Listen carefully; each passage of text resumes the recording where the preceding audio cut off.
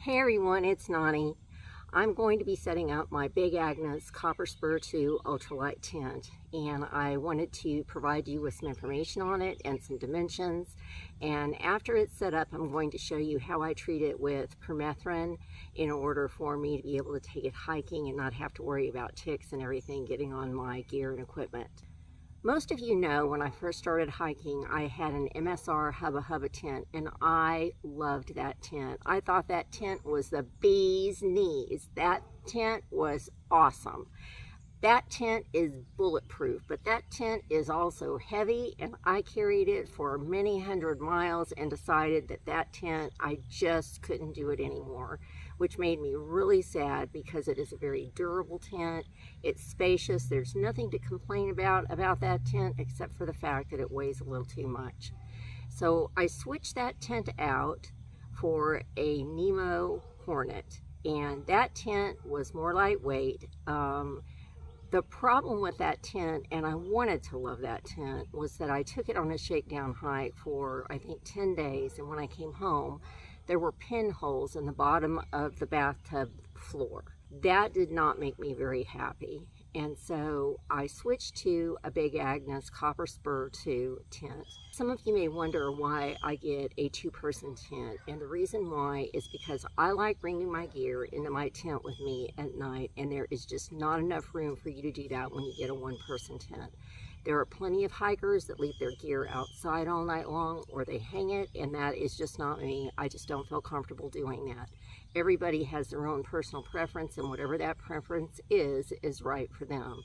I really enjoy having the room in a two-person tent. This way, I can unzip my tent and I can start to get dressed and do everything that I need to do, and I still have the privacy of that vestibule, and I also have room to lay out whatever it is I want to lay out there. Let's go on ahead and get it set up. To begin with, these are called tie-down straps, and they're two different colors. One end of the tent has one color, the other end of the tent has another color. This footprint is rectangular, but it tends to taper at one end.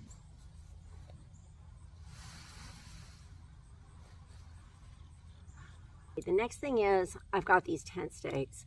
These are the ones that come with Big Agnes, that come with the tent. These are okay. I'm not crazy about these. What I really like are these MSR groundhog stakes. They come in mini and they come in larger size, and I like the larger size. I think that they're sturdier and they don't bend at the tip whenever you're getting ready to hit them with a rock to get them into the ground. Let's talk about the method of actually setting up your tent and how these stakes are supposed to go in. If this is your tent, your stakes are not supposed to go this way into the ground. They are supposed to go this way into the ground, with the tie lines coming in the little grooves right here. I'll show you more when I'm setting this up. One of the other things I do when I'm setting up a tent is I go from one corner to the opposite corner. I don't do both front corners. I go from one end to that end, then I go to that end and come up front. That provides a mechanism where the ground sheet is more taut as well as the tent.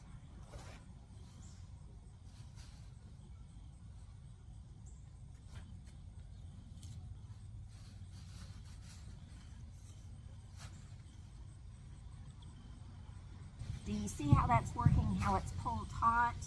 And I am putting it in this direction. Let's look at these ground stakes. You do not put a ground stake in this way. You put them in this way.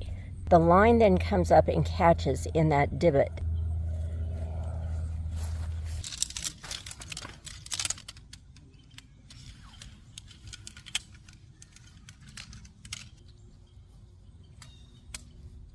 Big Agnes makes this easy. They also color the ends of the poles.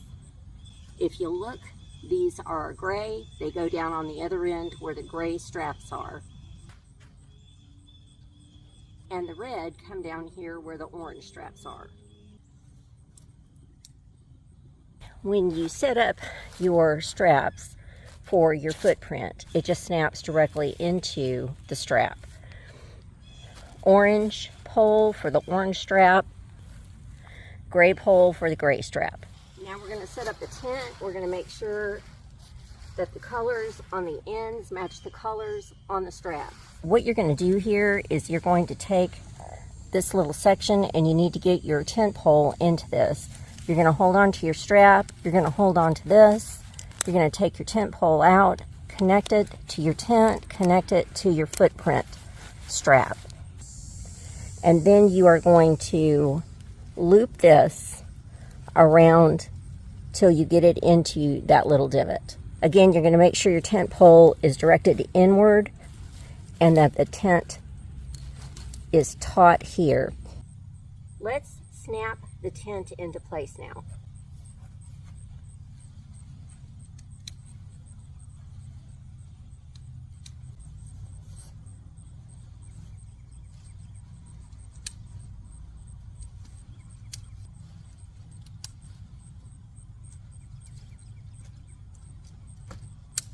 You're going to see that there's an extra snap right here. We have to put up the last pole. In order for it to get the height that it needs and to be taut, you need to insert the last tent pole.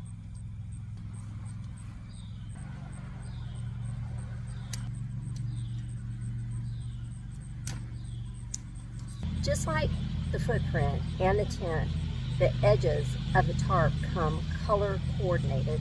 So you put the orange ends on the orange ends, the gray ends on the gray ends.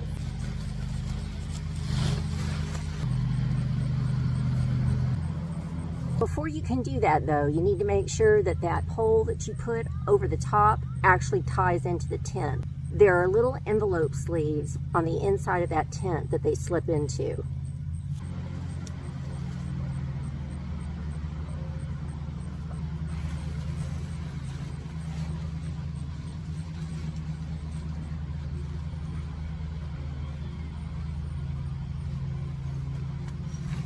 Now we're going to tie down the corners, and I'm going to do a close-up so you can see how these snap into place.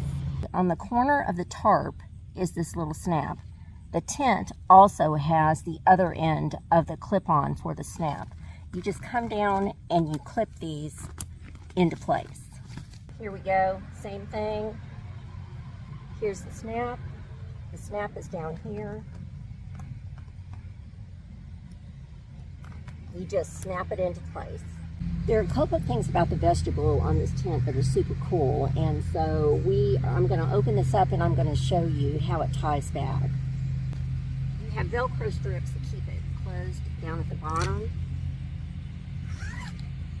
You also have Velcro strips on this side and in the middle. There is a tab that is sewn here at the top, and there is a tab on the inside where you can actually take this over and just toggle it into that little strap and it will hold it up. There's another way you can do it, and it's like this. You just take one side up and then there's a toggle over on the other side where you can just tie it to the side.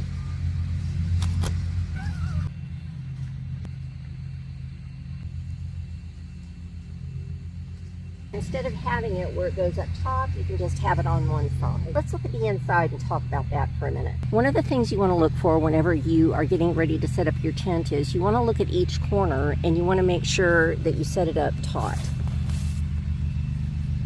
And this one is. Okay, let's go inside.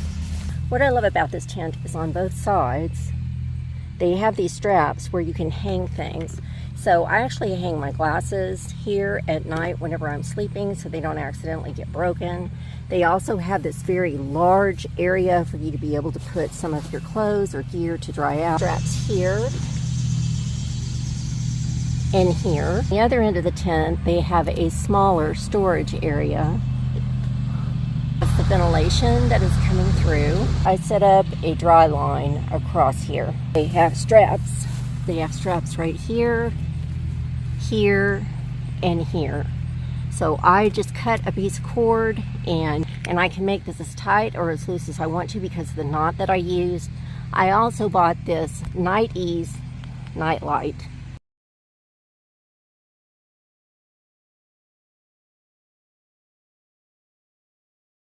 Whenever you get ready to go out of your tent at night and go to the privy or use the restroom outside, if you turn that little light on, if you are in a completely dark area or you are around a lot of other tents and you want to make sure you get back to yours. If you turn that little light on the inside, it's kind of like a beacon to get you back home. Is it necessary? No, that is a piece of luxury gear, but I love it, and it weighs less than a half an ounce. Turn it on that way.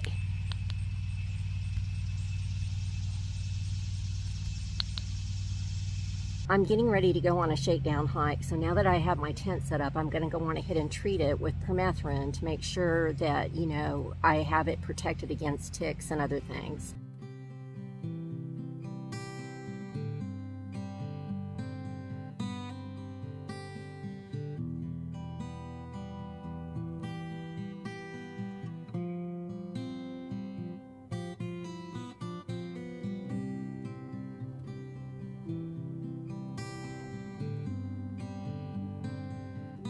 I'm going to go on ahead and treat my tent and my clothes, all of my gear, my shoes, my socks, my clothing with permethrin. This is the product that I am using, Sawyer's. It is the same company that does Sawyer Squeeze, your water purifying little piece of gear. You're not supposed to breathe this. I'm going to take a little rag with me so I can cover up my nose while I'm doing it, and I'll be right back and we'll be outside.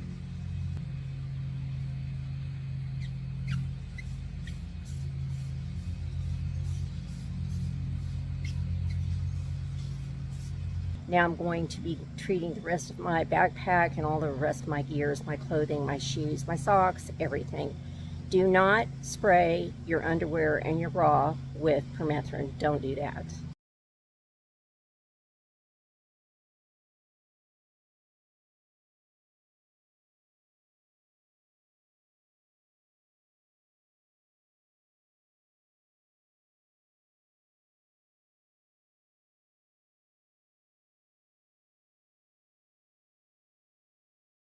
Let's go ahead and try and wrap up about this tent. This is a freestanding tent. It's a 3-season tent. One of the concerns I have about this tent is that I'm going to be hiking on the tail end of winter, and I really need a 4-season tent to keep me warmer.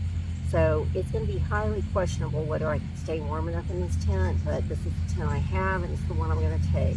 Let's talk about the specs on this tent. It's a high volume tent, which means when you sit in the tent and you set up, you have plenty of space overhead and on the sides of you where you can sit up freely and get dressed, undressed, and do what you want to do instead of the top of the tent hitting you.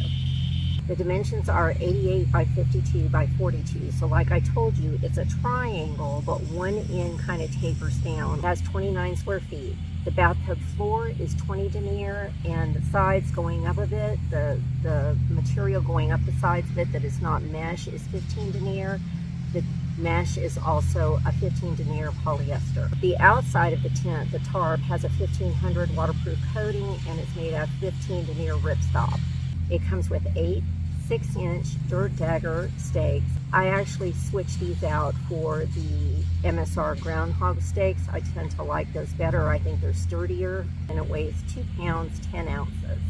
Make sure the next morning when you are pulling up your ground stakes that you count them before you go to make sure that you have the same amount that you arrived with. I can't tell you how many campers, backpackers, hikers I have run into that they have either lost their pack of tent stakes or they left part of their tent stakes in a previous campsite. No bueno, people, whenever you're trying to set up your tent. You need them. I want to share 2 little cleanup items with you. Whenever you pull your stakes out and you have this here,